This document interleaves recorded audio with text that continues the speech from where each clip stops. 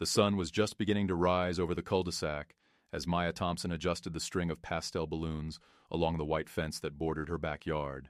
The grass was still wet with dew, glistening in the morning light, and the air carried the sweet scent of frosting and plastic decorations. Her daughter Lexi's 8th birthday was supposed to be perfect. After months of moving, unpacking, and trying to make this new neighborhood feel like home, Maya wanted this day to mark a fresh beginning. She had planned every detail down to the last cupcake. A bouncy castle dominated the center of the yard, rainbow streamers ran along the porch, and a rented cotton candy machine hummed faintly beside the patio table. For the first time since they'd moved in, the backyard didn't feel foreign or sterile.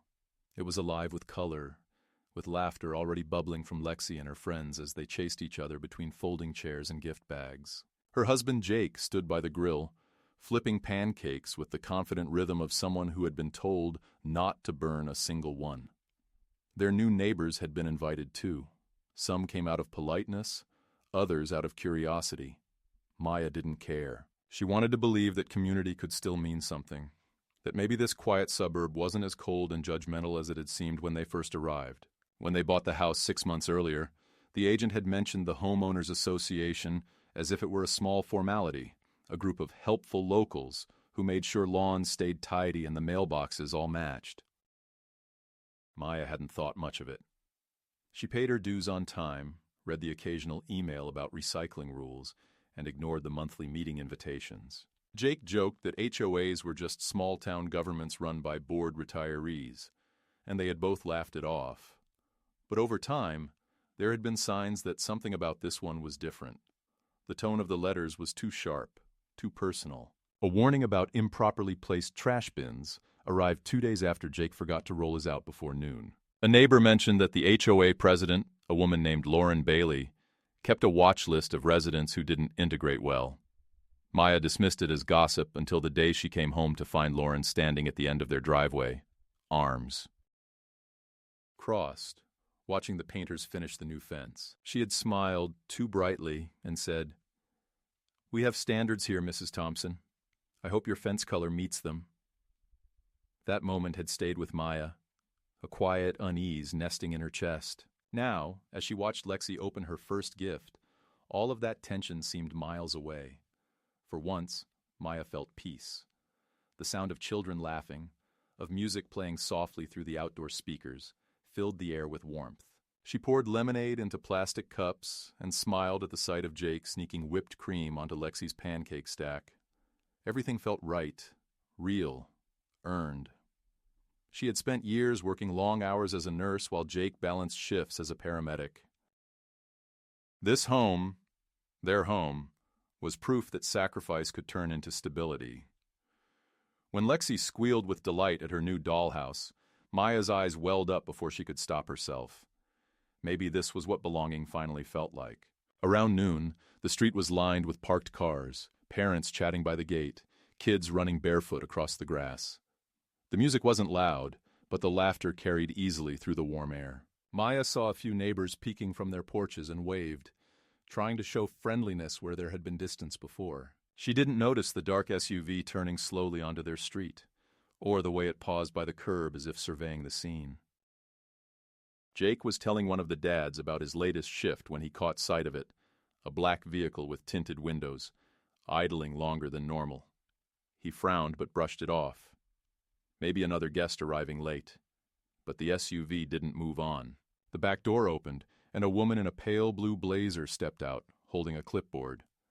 Behind her came 2 uniformed police officers, their expressions unreadable. Maya didn't see them until they were already halfway up the driveway, their presence slicing through the laughter like a knife. She blinked, unsure if it was real. Lexi's birthday banner fluttered in the breeze behind them as Lauren Bailey called out, "Mrs. Thompson, we need to have a word about your unauthorized gathering." The words didn't register at first. Unauthorized gathering. Maya froze, a paper plate still in her hand. The children went quiet, sensing the sudden shift. One of the officers adjusted his body camera, eyes flicking between Lauren and Maya, as if even he wasn't sure why they were there. Jake stepped forward, confusion giving way to disbelief. "This is a kid's birthday party," he said, his voice steady but incredulous. Lauren smiled that same too bright smile she'd worn months ago, the one that never reached her eyes. "There have been complaints," she replied smoothly. "Noise, parking violations, unregistered event structures. You're in violation of community ordinances." Maya could feel the color drain from her face as the officers looked around at the bouncing castle and the string lights, the cake table, the startled faces of parents holding their children close. For a moment, the air hung thick with quiet humiliation, the kind that settles deep and lingers. What was supposed to be the happiest day of Lexi's year was turning, slowly and cruelly, into something else entirely, a spectacle of power and fear that none of them had invited. The laughter that had filled the backyard dissolved into uneasy silence as the officers stood there, shifting awkwardly beneath the weight of the moment. One of them, a younger man with a calm face and the faint gleam of a body camera pinned to his vest, tried to soften his voice when he spoke, but even his politeness couldn't disguise the absurdity of what was happening. "Ma'am," he said quietly, "we received a call from the Homeowners Association about a potential violation. We just need to confirm everything's in order." Maya blinked, her fingers tightening around the plate she still held. "A violation?" she repeated, her voice cracking slightly. "This is my daughter's birthday. We have 8-year-olds here. What could possibly be a violation about that?" Lauren Bailey stepped forward, her clipboard clutched to her chest like a badge of authority, her expression smug in its composure. "Mrs. Thompson," she began, speaking with the careful rhythm of someone used to being obeyed, "all events exceeding 15 attendees require prior approval by the HOA board. Additionally, amplified sound, such as your music system, must be registered at least 1 week in advance. You were notified of these policies in your resident handbook." Jake stared at her, incredulous. "You've got to be kidding me. This isn't a concert, it's a children's party. The music's not even loud." Lauren's smile didn't falter. "The rules are the rules," she said evenly, "and as a member of this community, you're obligated to comply." The word obligated landed like a threat. Maya could feel heat crawling up her neck, a mixture of anger and humiliation. Parents began whispering, some gathering their children, unsure if they should leave or stay. Lexi stood near the porch steps, clutching her new doll, her small face frozen with confusion. "Mommy," she whispered, "are we in trouble?" Maya knelt beside her, forcing a smile that trembled at the edges. "Of course not, honey. It's just a misunderstanding." But even as she said it, she could feel her confidence cracking. Jake took a step closer to Lauren, his patience thinning. "You didn't have to bring cops to our house for this," he said, his voice low and deliberate. "You could have just come over and talked to us." Lauren's tone turned icy. "Mr. Thompson, given your previous lack of cooperation with HOA correspondence, we thought it prudent to have law enforcement present. We've had instances of hostility from residents before. That implication, that they were the problem, made Maya's stomach twist. She had never so much as raised her voice to anyone in the neighborhood, and now she was being painted as some kind of disruptive element. The officer with the body camera glanced at Lauren, clearly uncomfortable. "Ma'am," he said, "I don't see any issue here that requires police involvement. Everyone seems calm, and there's no disturbance." But Lauren was relentless.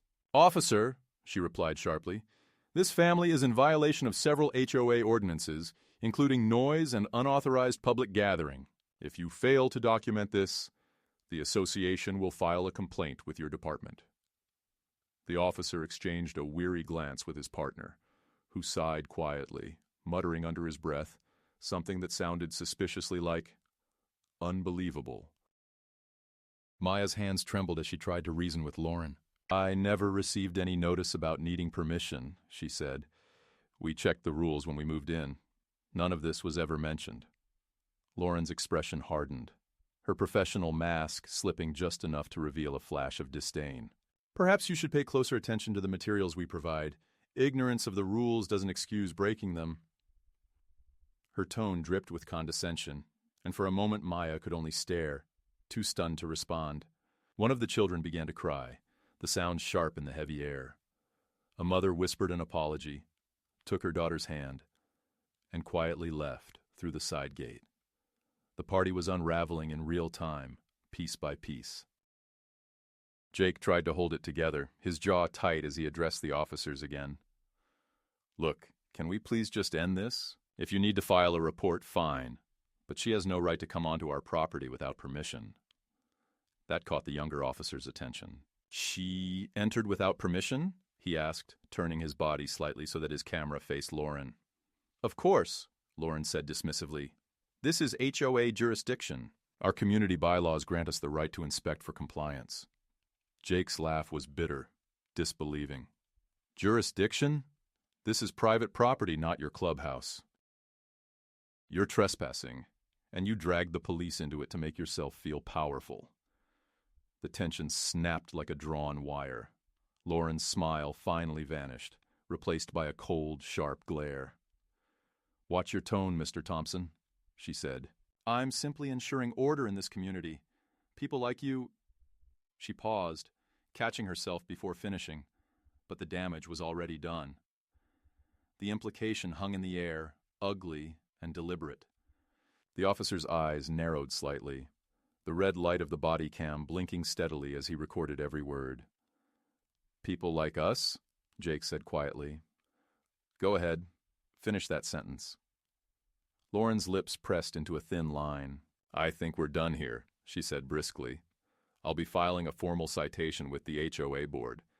Expect a fine for noncompliance." She turned to leave, but the officers hesitated. The younger one stepped forward. "Ma'am, before you go, I need to clarify something for the record. You entered this property without explicit consent, correct?" Lauren blinked, clearly caught off guard. "As I said, the HOA has oversight." "That's not what I asked," he interrupted, his tone firm but polite. "Did the homeowners invite you onto their property?" Lauren's face tightened. "No, but that's irrelevant." The officer nodded slowly. "Noted." He exchanged another glance with his partner, and Maya could sense a subtle shift in the air. For the first time, Lauren wasn't in control. When she finally stalked back toward the SUV, the officers lingered for a moment. The younger one approached Maya, lowering his voice. "I'm sorry for the interruption, ma'am," he said. "You're not in any kind of trouble. I'll make sure my report reflects what actually happened here." Maya managed a faint nod, her throat tight. "Thank you," she whispered. The officers returned to their vehicle, but Lauren remained standing by the gate, phone pressed to her ear as she made another call, her expression a mixture of fury and calculation. After they left, the party was effectively over. Parents collected their children, murmuring sympathy and disbelief. The cotton candy machine whirred idly, forgotten. Lexi sat at the patio table, her small shoulders slumped as she picked at the frosting on her cake. "Did I do something bad?" she asked softly, not looking up. Maya's heart broke. She knelt beside her, brushing a strand of hair from her daughter's face. "No, sweetheart. You didn't do anything wrong. Some people just forget how to be kind." Jake came over, his hand resting on Maya's shoulder. His voice was low, steady, but filled with a dangerous calm. "We're not letting this go," he said. "She crossed a line." Maya looked around at the remnants of the day, the deflated balloons, the half-empty cups, the silence where laughter used to be, and felt something inside her harden. By evening, word of the incident had already spread through the neighborhood. A few sympathetic neighbors texted her, expressing shock and embarrassment. Others stayed silent, afraid to be seen taking sides. But as Maya sat at the kitchen table, replaying the moment Lauren had marched through her gate like a conqueror, she realized this wasn't just about a ruined birthday.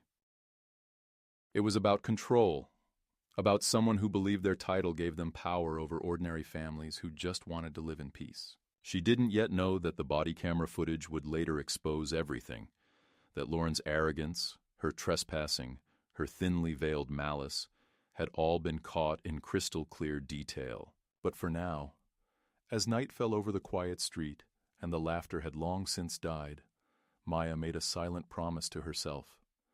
They had tried to humiliate her in front of her child, and she would not let them forget it. The next morning, the neighborhood looked the same as it always did. Manicured lawns, cars parked with mathematical precision along identical driveways, the illusion of order that everyone pretended to maintain. But for Maya and Jake, something fundamental had shifted. The sunlight streaming through the kitchen windows felt colder, the silence heavier. The remnants of Lexi's birthday party still lingered. The sagging banner over the porch, the deflated bouncy castle lying like a wounded creature in the grass, the half-eaten cake in the refrigerator that no one had the appetite to touch. Maya moved through the kitchen in a daze, cleaning up plates that didn't need cleaning, folding napkins just to give her hands something to do. She could still hear Lauren's voice in her head, that clipped tone dripping with authority, each word a reminder that someone had walked into their private world and turned it into a stage for humiliation.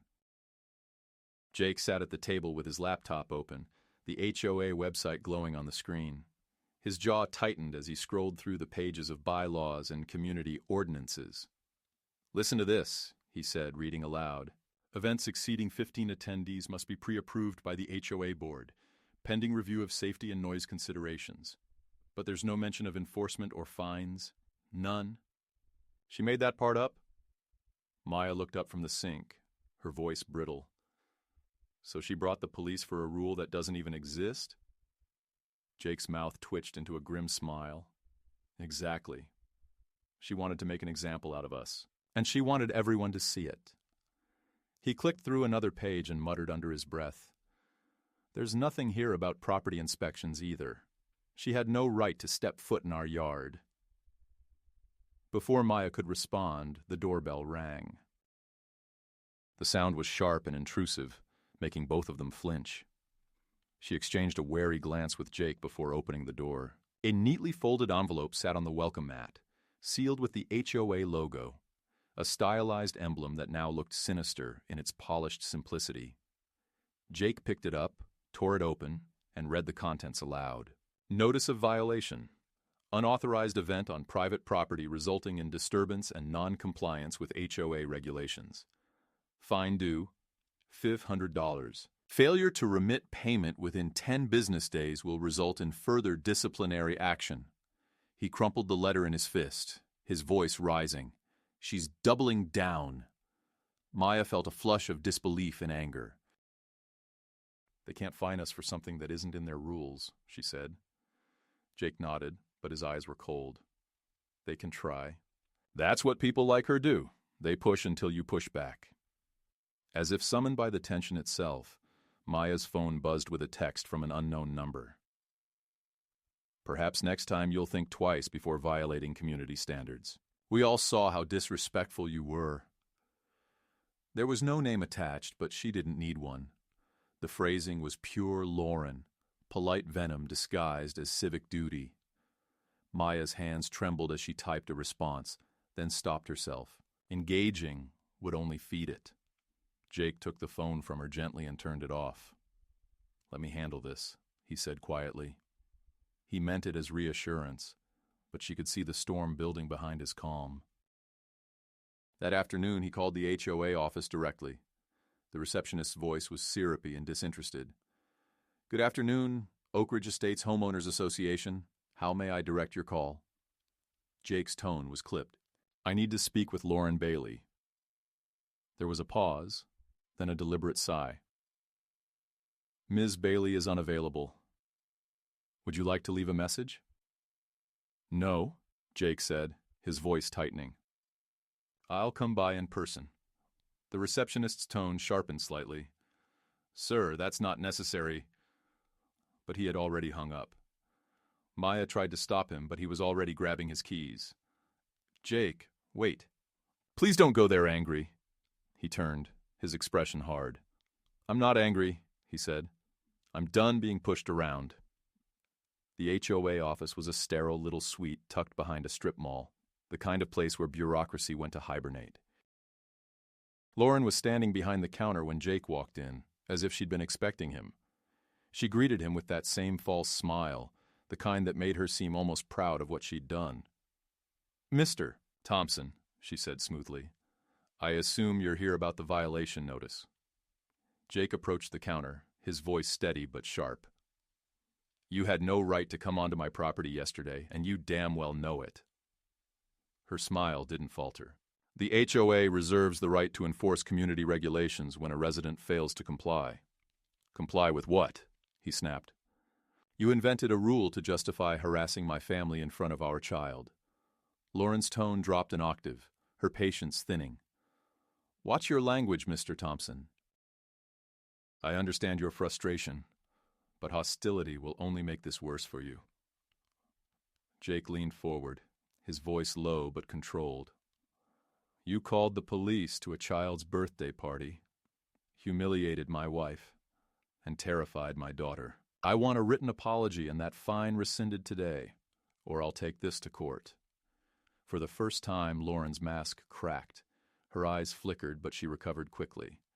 "You're welcome to pursue legal channels," she said coldly. "But I assure you everything was done in accordance with our bylaws." Jake smirked. "Good. Then you won't mind when I request the body camera footage from the officers you dragged into this mess." That wiped the smile clean off her face. She opened her mouth to reply, but Jake didn't wait. He turned and walked out, the door slamming behind him hard enough to rattle the glass. By the time he got home, Maya was waiting on the porch, worry etched across her face. "What happened?" she asked. Jake sat down beside her, running a hand through his hair. "She's worse than I thought, but I might have hit a nerve when I mentioned the footage. If that video shows her stepping onto our property uninvited, she's finished." Maya wanted to believe him, but doubt gnawed at her. What if they try to cover it up? Jake looked at her, his expression resolute. "Then we make it public ourselves." Over the next few days, the harassment escalated. A second letter arrived, this one accusing them of property neglect, because the party decorations had stayed up for more than 24 hours.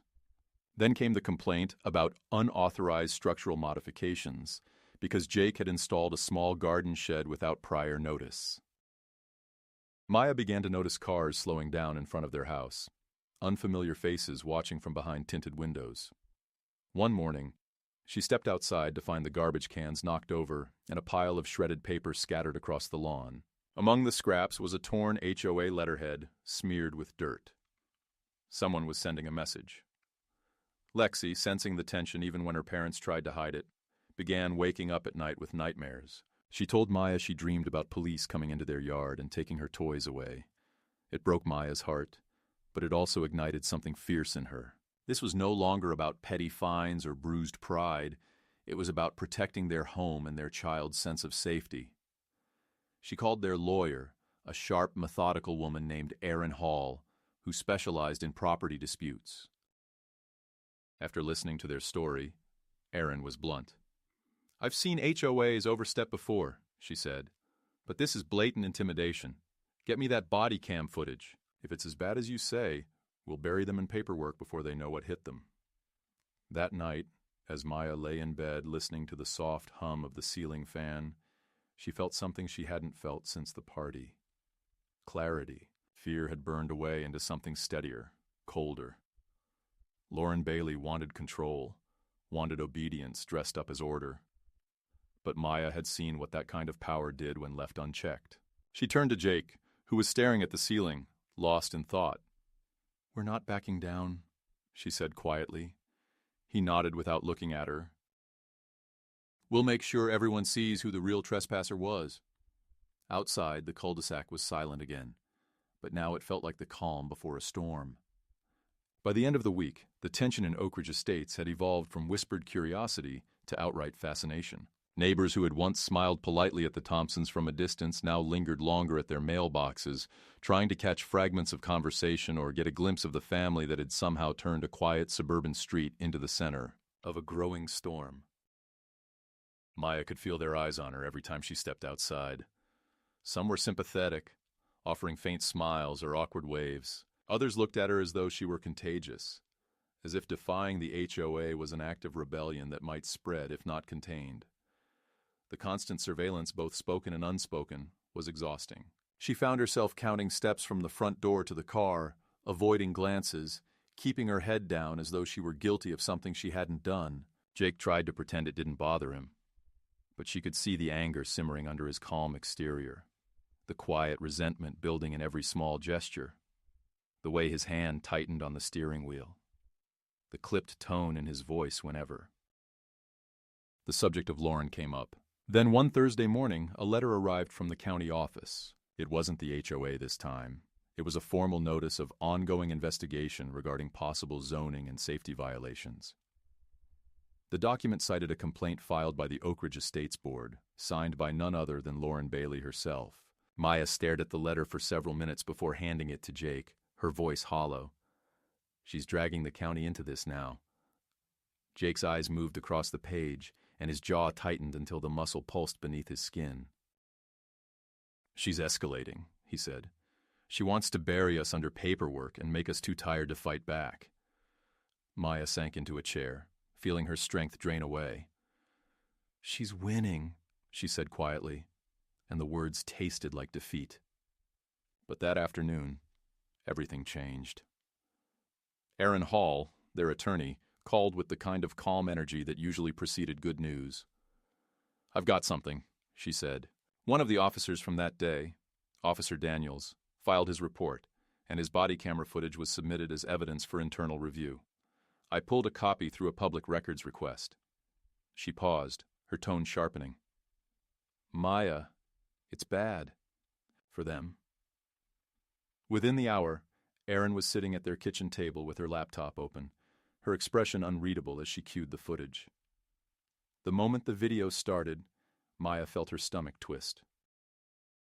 The shaky image showed Lauren Bailey standing at the gate, the pastel decorations fluttering behind her, her clipboard clutched like a weapon. The camera caught everything, the sneer in her tone, the false politeness, the way she dismissed Maya's protests and brushed past Jake without hesitation. The most damning moment came halfway through.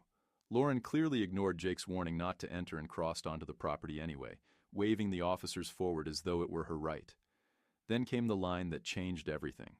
"Just say they were being uncooperative," Lauren said offhandedly to the officers when she thought no one was listening.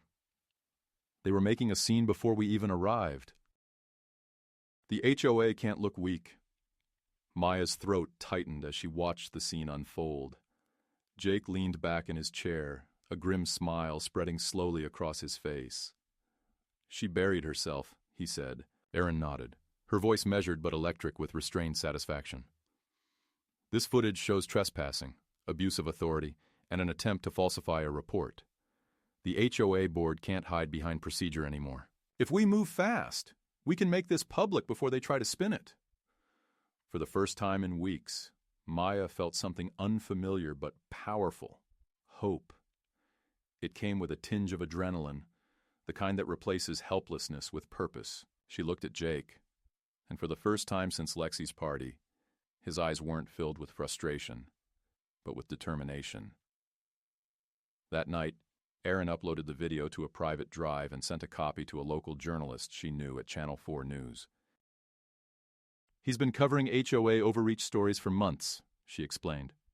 "If this airs, the public backlash will be immediate." Maya hesitated at first. "Are we sure we want to go that far?" she asked. "Once it's out there, there's no going back." Erin met her gaze steadily. "They humiliated you in public. It's time the truth was public, too." The following evening, as the family sat down for dinner, Jake's phone buzzed with a message from the reporter. The video had been verified, and the story would run on the 10 o'clock news. When it aired, the impact was immediate.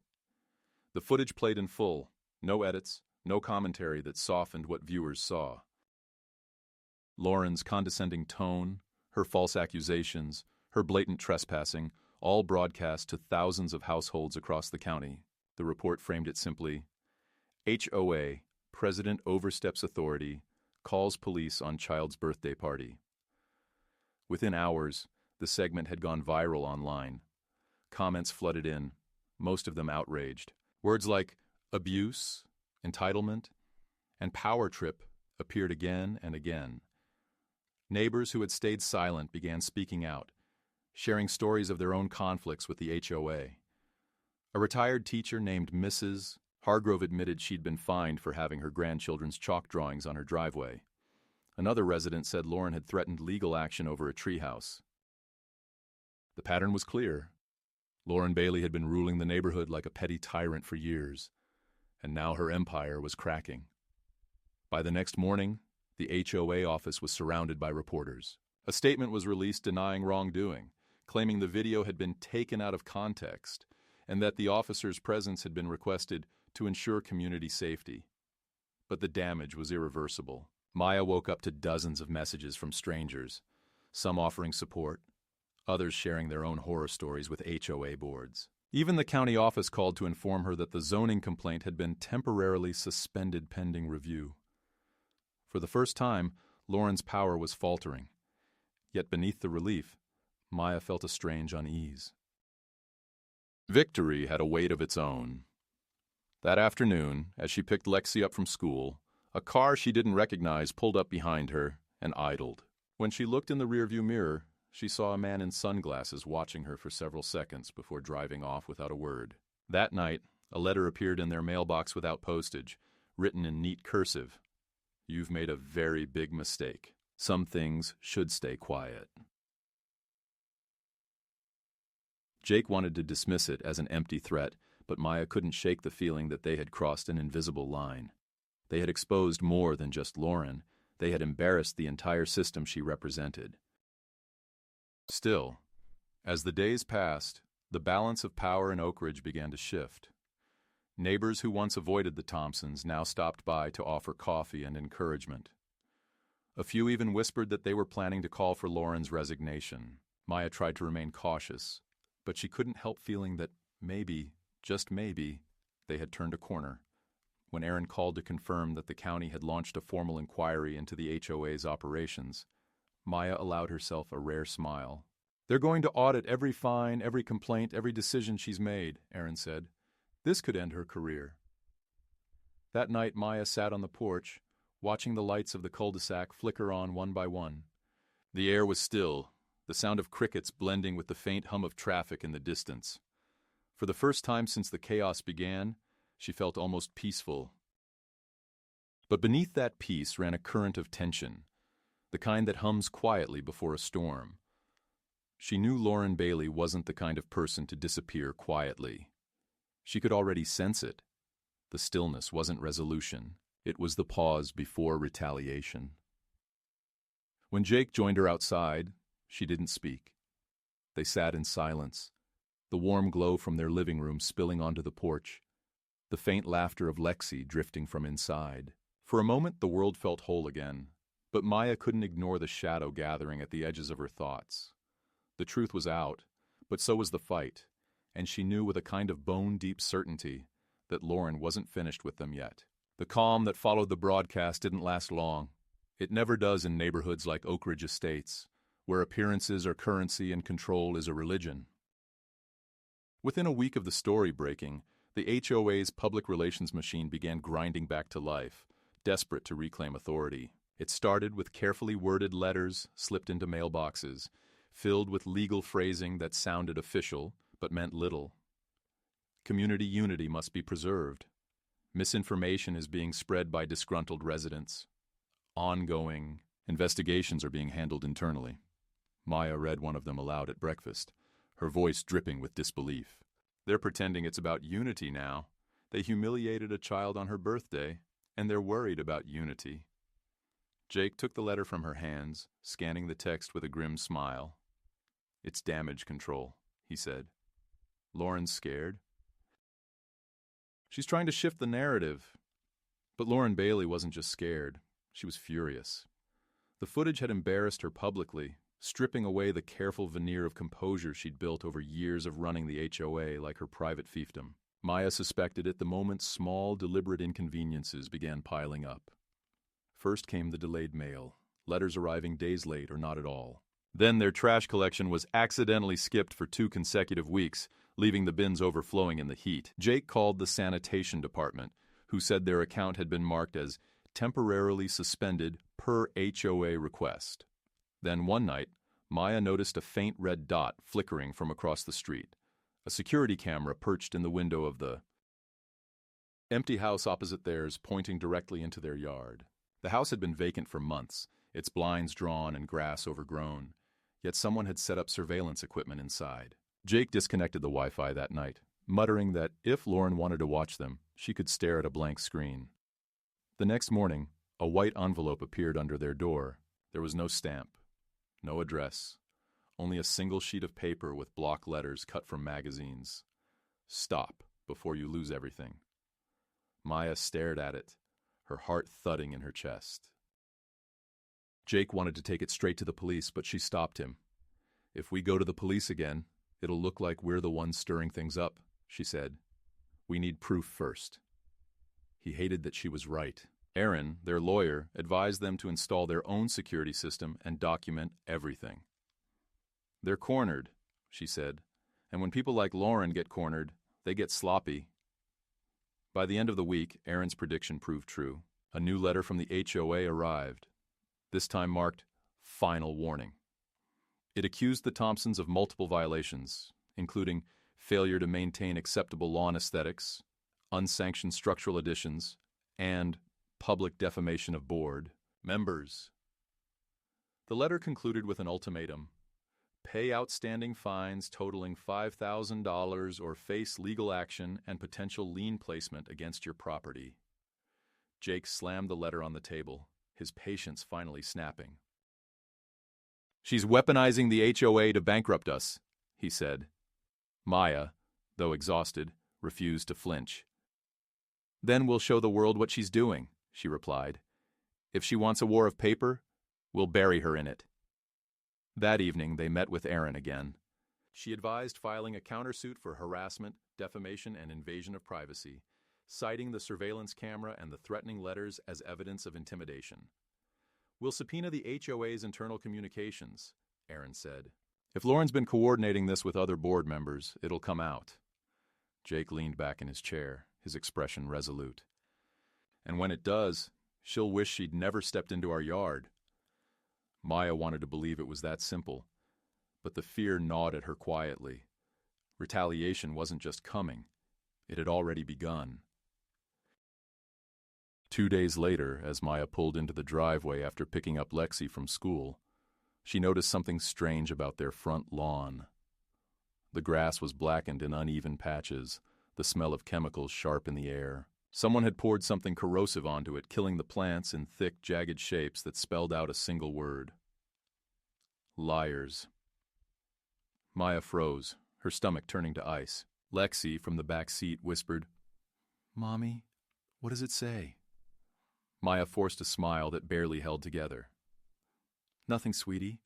Just someone being mean." She called Jake immediately. When he arrived 10 minutes later, his expression was darker than she'd ever seen it. "This is personal now," he said. "She's not trying to find us anymore. She's trying to break us." The police came, took photos, and filed a report, but without witnesses or footage, there wasn't much they could do. The officer, different from the ones who had come to the birthday party, was sympathetic but careful. "These HOA disputes can get ugly," he said. "But unless you catch someone in the act, it's hard to prove intent." Maya wanted to scream. Everything Lauren did was calculated to fall just short of criminal, to exist in the gray zone where legality and malice blurred together. That night, while Maya tucked Lexi into bed, she found herself whispering promises she wasn't sure she could keep. "It's all going to be okay," she said, brushing her daughter's hair. "We're safe here." But the words felt hollow. Outside, a car idled for several minutes before driving off slowly. Jake was already checking the feeds from the new security cameras they'd installed. "Whoever it is, they're watching," he said. "But now, we're watching back." The following week, the HOA held a special meeting in the community hall to address what they called the ongoing defamation campaign against board leadership. Aaron urged Maya and Jake not to attend, but Jake insisted. "If we don't show up, she'll paint us as cowards." The hall was packed, the air thick with tension. Lauren stood at the podium, perfectly composed, as if she hadn't been the subject of public outrage a week earlier. "Recent events," she began, "have created division in our community. False accusations have damaged reputations and disrupted harmony. We must remember that rules exist for everyone's protection. Her tone was smooth, controlled, but her eyes flicked toward Maya with unmistakable venom. When Jake stood to speak, the room fell silent. "Protection?" he said, his voice steady but loud enough to carry. "You called the police on a child's birthday party, trespassed onto private property, and lied about it on camera. Is that what you call protection?" A few murmurs rippled through the crowd. Lauren's smile wavered, but she recovered quickly. "Mr. Thompson," she said sweetly, "your hostility is precisely why these meetings are necessary." He took a step forward. "Hostility is showing up with cops at a kid's party. Hostility is destroying someone's lawn and calling them a liar." Gasps spread through the audience. For a fleeting moment, the balance shifted. Neighbors who had stayed silent now exchanged glances, some nodding subtly. Lauren's grip on the room was slipping, and she knew it. But the victory was short-lived. The next day, Lauren filed a restraining order against Jake, claiming he had approached her aggressively and threatened her safety at the meeting. Aaron managed to have it overturned within 48 hours, but the damage was done. Rumors began to circulate that Jake was unstable, that he had snapped. Maya started noticing parents pulling their children away when she and Lexi walked by. The isolation tightened like a noose. Late one night, Maya sat on the couch staring at the flickering security feed, her reflection faint in the screen. The cameras showed nothing but stillness, empty sidewalks, motionless trees, but she couldn't shake the sense that something was moving just beyond the edge of the frame. Jake joined her, a mug of coffee in his hands, his expression tired but resolute. "She's losing control," he said quietly. "That's why she's lashing out." Maya nodded, her eyes still on the monitor. "Then let's make sure she loses everything." In that moment, there was no fear left in her voice, only resolve. She didn't realize it yet, but this was the turning point. The line between victim and opponent had disappeared, and now the battle for their home and their dignity was no longer defensive. It was personal, and it was war. The courthouse smelled faintly of old paper and disinfectant, the air thick with tension that seemed to cling to everyone inside. Maya sat at the long wooden table beside Aaron, her palms pressed flat against the smooth surface to keep them from shaking. Across the room, Lauren Bailey adjusted her blazer with a composure that bordered on arrogance, her attorney whispering something into her ear. She looked untouched by the chaos she had caused, as if this entire ordeal were a mere inconvenience to be brushed aside.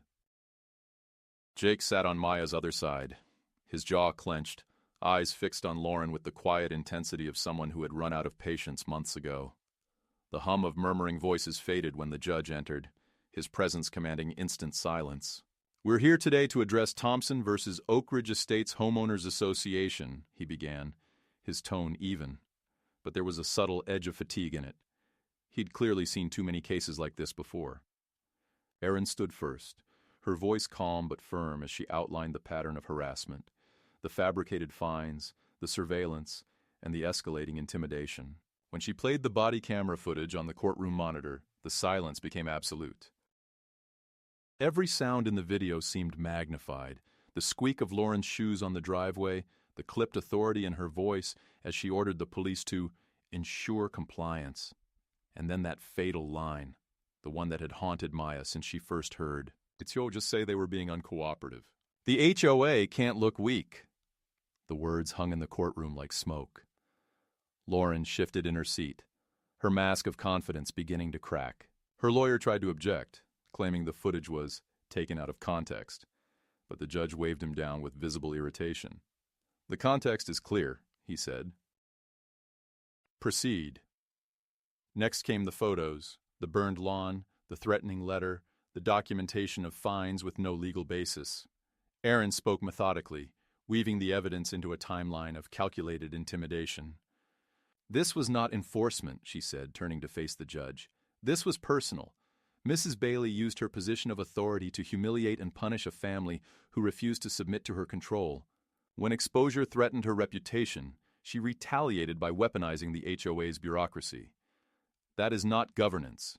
That is harassment. Lauren's attorney rose stiffly, his expression strained.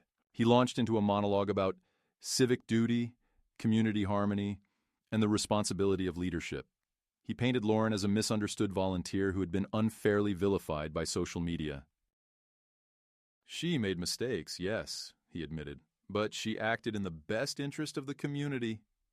Maya could barely contain a bitter laugh. The judge's expression didn't change, but his eyes had grown colder. The best interest of the community, Aaron countered, does not involve trespassing onto private property, summoning law enforcement to intimidate residents, or fabricating financial penalties. It certainly doesn't involve instructing officers to falsify a report. When Maya took the stand, her hands trembled, but her voice didn't. She described the day of the party, the way Lexi's face had changed from joy to fear, the humiliation of having uniformed officers standing in her yard because one woman wanted to prove she could. She spoke about the nights she couldn't sleep, about checking the locks 3 times before bed, about how her daughter started flinching at the sound of a doorbell. The courtroom was silent except for her voice. Even Lauren, who had looked so composed moments before, was now avoiding eye contact. When Aaron finished questioning her, Maya caught the faintest flicker of sympathy in the judge's eyes, a human recognition that this had gone far beyond neighborhood politics. Then it was Jake's turn. His testimony was quieter, more restrained, but each word carried weight. He talked about the restraining order, the lies, the deliberate attempt to paint him as unstable. "I'm a paramedic," he said. "I spend my days saving people's lives. I know what stress looks like. What Lauren did wasn't about rules or community. It was about power. She wanted to see how far she could go before someone stopped her." His words landed like stones in still water, their ripples spreading through the room. When the judge finally spoke, his tone was measured but decisive. "The court finds that the Oak Ridge Estates Homeowners Association, under the direction of Ms. Lauren Bailey, engaged in a sustained pattern of harassment, intimidation, and abuse of authority against the plaintiffs." He turned his gaze toward Lauren, who now looked pale and small, her poise crumbling under the weight of his words. "Your conduct was not only unethical, but unlawful. The HOA's authority ends where private property and individual rights begin. You trespassed, you falsified, and you weaponized a system meant to protect." The gavel came down with a sharp crack that echoed through the courtroom. "The fines are nullified. The HOA is ordered to pay restitution for damages, and Ms. Bailey will be referred to the district attorney's office for review of potential criminal charges, including disorderly conduct and abuse of authority." The sound of the gavel still rang in Maya's ears as people began to murmur, "Reporters already," reaching for their phones. Lauren stood frozen, her lawyer whispering furiously to her, but she didn't respond. When she finally looked up, her eyes met Maya's across the room. There was no more arrogance there, no superiority, just something raw and hollow, like a mask that had shattered. Maya didn't smile. She didn't need to. Justice had its own quiet expression, and she could feel it settling into her bones, steady and real. Outside the courthouse, the autumn light was soft and golden. Aaron clasped Maya's hand, her voice gentle but firm. "You did it," she said. Jake exhaled deeply, as if releasing months of tension all at once. "No," Maya replied, looking back toward the courthouse steps where cameras flashed and voices buzzed. "We all did." For the first time in months, the air felt clean, the horizon wide. There would still be fallout, of course. There always is. But for now, the balance had shifted back to where it belonged. Power had met accountability, and this time, accountability had won. The weeks that followed the trial moved like a slow exhale, the kind that comes only after surviving something suffocating. The air in Oak Ridge Estates felt different now, lighter, quieter, as though the neighborhood itself had been holding its breath and was finally allowed to release it. Lauren Bailey resigned from her position 2 days after the verdict, her statement filled with hollow phrases about personal reasons and respecting the community's wishes. No one believed her. The HOA board scrambled to repair its image, promising transparency and a new era of cooperation. But the glossy newsletters and cheerful committee photos couldn't erase what had already been exposed. People talked about it in hushed tones at first, then openly, with a kind of relief. For years they had tiptoed around authority, afraid of fines and citations, but now that fear had cracked, the illusion of control was gone. For Maya, peace came in small, quiet doses. She no longer flinched at the sound of footsteps on her porch or the creak of the gate at night. The cameras they had installed still blinked red in the corners, but now the sight comforted her instead of setting her on edge. Jake repaired the lawn, reseeding the burned patches until new grass began to sprout, soft, green, and stubbornly alive. It became a symbol for all of it, really, the slow, patient act of reclaiming something that had been poisoned. Lexi's laughter filled the house again, bright and unguarded, as though the fear had never touched her. One evening, as Maya watched her daughter chase Bubbles through the yard, she realized it had been exactly 3 months since that disastrous birthday party.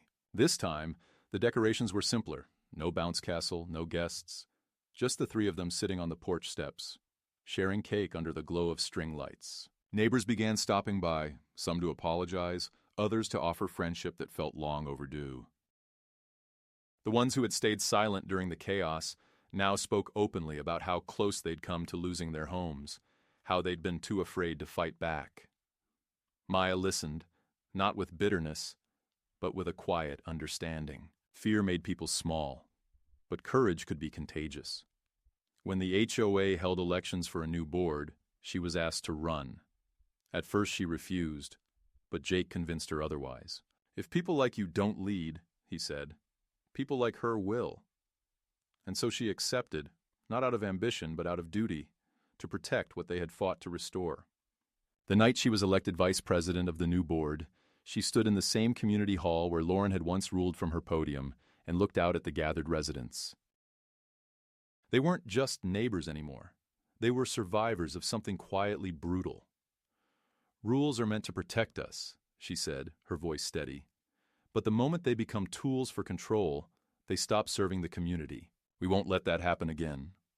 Applause filled the room, not loud or triumphant, but steady, like rain on a roof. Later that night, as she and Jake sat on the porch with mugs of coffee, the cicadas humming softly in the distance, Maya let herself breathe for the first time in what felt like forever. The fight had changed them, carved something stronger into who they were. It hadn't just been about one woman's abuse of power. It had been about reclaiming their right to peace, to dignity, to live without fear of the very place they called home. The night air was cool against her skin, carrying the faint scent of new grass. She reached for Jake's hand, their fingers intertwining easily. "Do you think it's really over?" she asked. He smiled faintly, his eyes on the horizon. "Maybe not forever," he said. "But for now, yeah, it's ours again." And as the porch light flickered gently above them, Maya knew he was right. The neighborhood was no longer haunted. It was home once more.